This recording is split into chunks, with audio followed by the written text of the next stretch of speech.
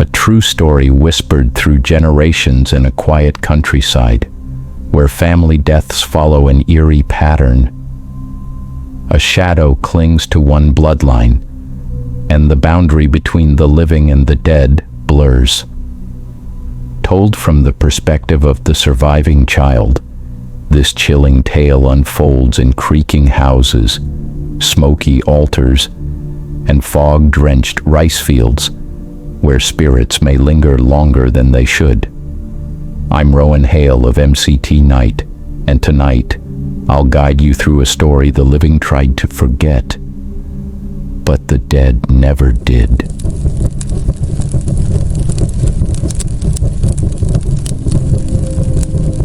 My great-uncle passed away on a cold morning in November. We buried him beneath the lychee tree behind our house, just like he wished. That night, the air in our home felt heavier, as if something invisible had entered with us and stayed. I was almost asleep when I heard whispering outside my window, a rasping voice, barely audible, calling a name. My father's name. The yard was empty, but I heard footsteps walking in circles around our house until dawn. The next morning, my great-uncle's funeral portrait fell from the altar. No wind, no one near it, just crashed to the ground. At night, dogs barked at nothing, chickens refused to roost, and we heard something screeching from the tree where he was buried. A week later, my father looked sick, his eyes sunken, like he hadn't slept in days, though he never said a word. And he finally spoke. Said he saw my great-uncle every night, standing at the foot of our bed, smiling with rotting teeth. On the 100th day after my great-uncle's death, my father collapsed in front of the altar. No illness, no warning. When we laid him down, my father's eyes were still open, frozen in terror, as if he saw something coming for him. That same night, the whisper returned, but it wasn't saying his name anymore. It was calling mine. My mother couldn't take it anymore. She begged a village shaman to come, even if it meant revealing the family's curse. He lit red candles, scattered rice, and tied red threads around every doorway. Something followed your uncle back, he said. It's not just a spirit, he whispered. It's hungry, and it won't stop until it takes someone else. He began to chant. Drums thumped from a cassette, and then the room grew ice cold, as if something had arrived. One by one, the candles went out. No wind, no movement, just silence and darkness creeping into the room. Then we heard it, scratching above our heads like long nails dragging across old wood, circling us slowly. The shaman's body trembled. He chanted louder, but sweat dripped down his face. Even he was scared. Something passed behind me, cold and silent. I didn't see it, but my neck went numb, like ice had kissed it. My mother screamed. She saw it, an old man's face, half rotted, watching us through the altar mirror. The red thread on our door turned black, not burned, not torn, just black like ink had bled through it. The shaman suddenly stopped and spoke in a gravelly voice, not his own, saying my father's name, and laughing. Then it said my name, slowly, sweetly, like a lullaby. I wanted to run, but my legs wouldn't move. The ring of salt cracked open. A line split straight down, like someone had walked through it. Every door in the house slammed shut at once. Windows shook. The house groaned like it was breathing. Outside, the lychee tree where we buried my great-uncle started shaking violently, its branches twisting toward the house. The shaman rang a small brass bell. The sound pierced the room, sharper than it should have been, and everything froze. He shouted a name I didn't recognize, something old, sharp, and ugly. The moment he did, the mirror cracked.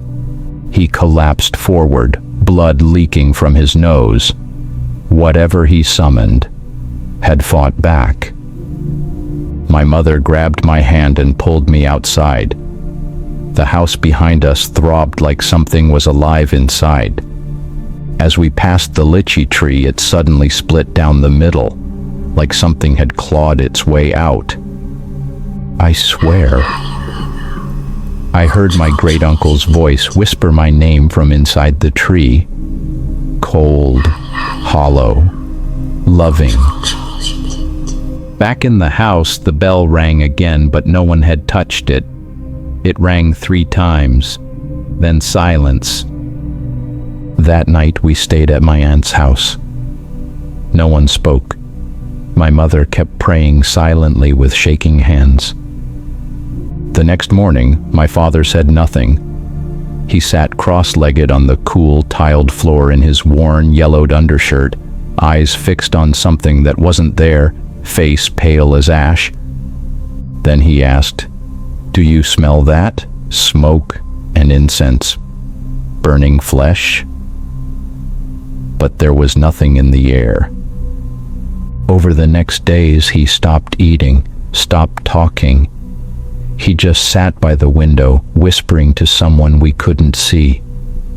His eyes turned wrong, like glass dolls, reflecting light but showing nothing behind them. He didn't blink much, didn't react when we cried in front of him. We caught him carving strange symbols onto the floorboards with a kitchen knife. He said it was for protection. Every room grew colder. Neighbors started whispering. Even birds stopped landing on our rooftop. I started waking at 3 a.m., always to the same sound, wet footsteps circling my bed, but no one was there. My grandmother came to help, but after one night in our home, she fainted and had to be rushed to the hospital. He began holding incense sticks and talking to empty chairs, naming his dead brother over and over again. One morning, we found he had written something on the wall, in red chalk. 100 days, I'm ready. And then, it came. The 100th day since my great-uncle died. A full moon. And my father never woke up. No screams, no struggle, just gone. The doctor said it was cardiac arrest, but we knew better. When we removed the sheet, my father had the same faint smile my great-uncle had when he died. My mother screamed, dropped her prayer beads, and ran to the street barefoot, wailing like something possessed. We tried to invite monks to chant. They came to the gate, then turned away. One said, "Something's still inside." That's when my aunt whispered the name of a shaman from the mountains, a man who speaks to ghosts. He arrived at dusk, old, hunched, and barefoot. A snake charm around his wrist, eyes that didn't blink. He lit black incense and whispered words I didn't recognize. The smoke turned dark green and moved like fingers. Suddenly the room filled with shrieks, dozens of voices, not human, not natural. My ears rang for hours. The mirror in our living room shattered on its own. No one touched it. A single line ran down its center. The shaman turned to me and said, "It's following you now. It wants the youngest. Blood ties the tightest. My legs went numb. I couldn't speak. I felt a cold breath on my neck, and something invisible press against my back. The shaman drew a circle of salt and ash around me, told me not to leave it, no matter what I saw. Then, the floor beneath the altar cracked open like rotted wood, and a black hand reached out.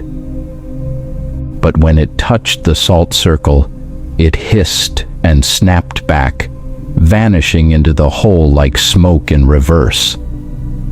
The shaman began chanting louder, faster.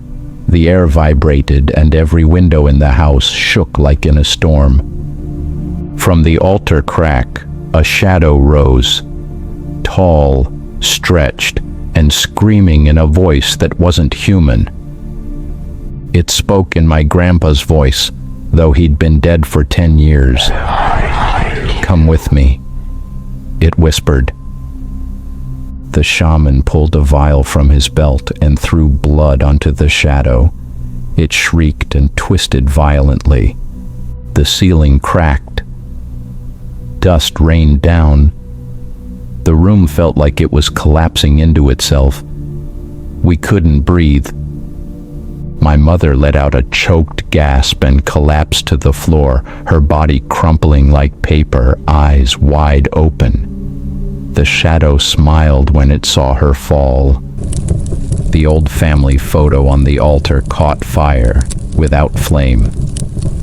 Only 2 faces remained unburned, mine and hers. "Now!" the shaman yelled, slamming his staff into the floor. Light burst from the circle like a flare. The shadow screamed louder than before, layers of voices, male and female, young and old. Then it vanished. For the first time in days, the house went quiet. Even the dogs outside stopped barking. The shaman fell backward, exhausted. His lips moved silently. A trickle of blood ran down his nose. He grabbed my arm weakly and said, "It's not gone. Just sealed. For now. You must not forget." He slept on our floor and never woke up. The next morning, the salt circle had vanished completely. We buried him far from town. No chanting, no drums. Just a quiet wind over the hill. I found his snake charm under the pillow. I kept it. I don't know why. Or maybe I do. After the funeral, the house grew colder, unnaturally so. Even in summer, we wore jackets inside. Each night at 3 a.m., we heard footsteps pacing the hallway. Heavy, limping steps, always stopping at my door. The old radio in the kitchen crackled on by itself, playing distorted chanting in a language we didn't know. I caught my sister walking barefoot into the forest behind our house at night, eyes wide open but blank. I dragged her back. She cried in her sleep that night. "He's calling me," from under the roots. We found long, deep scratches on the inside of her bedroom door, like from claws, not fingernails. I dreamt of the shaman. He was standing at the edge of a river of fire, screaming, "Bury it!" In the attic, I found an old trunk with my great-uncle's belongings. Inside, a bundle of black incense and a letter. The letter said, "If I die unnaturally, do not let me stay whole. Cut the roots, burn the name." That night, I looked under the house and saw thick roots spreading under the floor like veins, black and pulsing. As I stared, a snake slithered out from the darkness, stopped, and stared at me with human eyes. I called my aunt, the only one who believed in these things. She agreed to come, but warned me, it may already be too late. As I hung up, the altar cracked again, this time splitting in two. Smoke leaked from the inside. Inside the smoke, I saw my grandfather's face again, but this time his mouth was stitched shut. My aunt arrived just past midnight, carrying a bundle wrapped in red cloth. Her eyes didn't blink once. She stood outside our gate, chanting softly. "Something is already inside," she whispered. "It's watching us." She unwrapped the cloth to reveal a wooden mask with sharp fangs and bulging eyes. "We speak to the dead tonight." On the floor, she placed a bamboo mat, black candles, and a wooden board carved with old characters. She called his name 3 times. The flames danced. Then, his voice came, not from the board, but from the walls. He said, "This is my house. I paid with blood. I'll take what is mine." The walls bled black fluid. She chanted louder, burning the black incense from the trunk. The smoke circled us like a living snake. The wind roared, but all doors and windows were shut. Papers flew, and a family photo cracked in its frame. Suddenly, my mother screamed and collapsed. Her eyes turned black. When she stood, she was no longer my mom. She spoke in a language none of us knew, choked syllables, deep and wet, like roots dragging through mud. My aunt lunged and slapped the mask onto Mom's face. Smoke hissed, and my mother's body convulsed violently.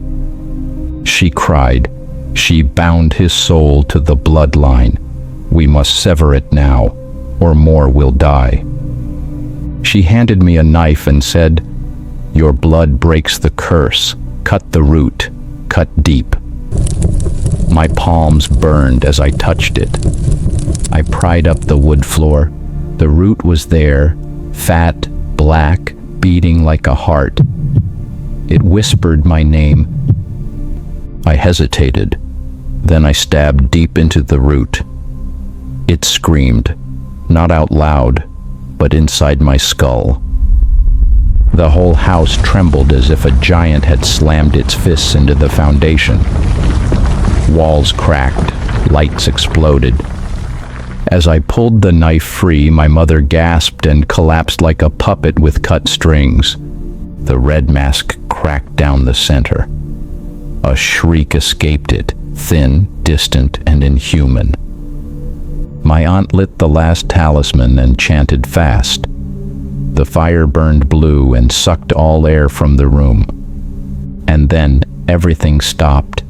The air stilled. No whispers, no wind, no flickering. Even the crickets outside were silent. My mother opened his eyes. They were brown again. She looked confused and asked, "What happened?" The severed root twitched, then shriveled into dry ash. It smelled like burnt hair and moldy paper. My aunt whispered, "It's over, but only for now. Blood remembers. The dead never forget what they were owed." We held a second funeral, but this time it was quiet. No black moths, no breaking glass, only prayer. That night I looked at the funeral photo of my great-uncle. In the corner was a second faint face. As I stared, a soft knock tapped my bedroom window. I lived on the 3rd floor. No balcony. The next morning, my mother said, "I had a dream. He was waiting for me at the foot of our tree." By afternoon, the lychee tree's leaves turned brown. The fruit dropped. The trunk split with a loud crack. My aunt came again, standing under the dead tree. She simply said, "He left something behind, something hungry." We dug around the base of the tree. After 2 meters, we hit something. A small box wrapped in red cloth. The cloth unraveled itself in my hands. Inside the box was a dried tongue, pierced with 5 rusted nails. My aunt screamed. Whoever this belonged to was silenced and buried alive beneath the tree. The wind blew suddenly through the dead branches. It wasn't wind, it was whispering, and it knew my name. I heard his voice, my great-uncle, saying, "I never wanted this, but the debt was never paid." The shaman said, "A grave mistake was made long ago, and now one must return what was stolen." My aunt confessed. Our ancestor once betrayed his blood brother, buried him under this tree to keep the land. The betrayal had festered for a century, sealed with silence and nails, until my great-uncle disturbed it. We wrapped the tongue again, soaked it in wine, and burned it with yellow talismans. The sky turned gray. The ground shook under us as the fire roared. A crack split the base of the tree straight down. Something black and fast slipped from the split tree. It fled into the forest without a sound. The air calmed, no whispers, no knocking, just the sound of birds returning. But the tree stood dead. We sealed the tree's roots with salt, nails, and prayer. "So it cannot return through the soil," said my aunt. I never dreamed again. But sometimes I paused, looking out the window, saying nothing at all. On the 49th night after my father's dead, just before dawn, I heard one last whisper. "You've buried me, but the roots remember." Now I light incense every 1st and 15th day. I don't forget. Because in this land, nothing stays buried forever.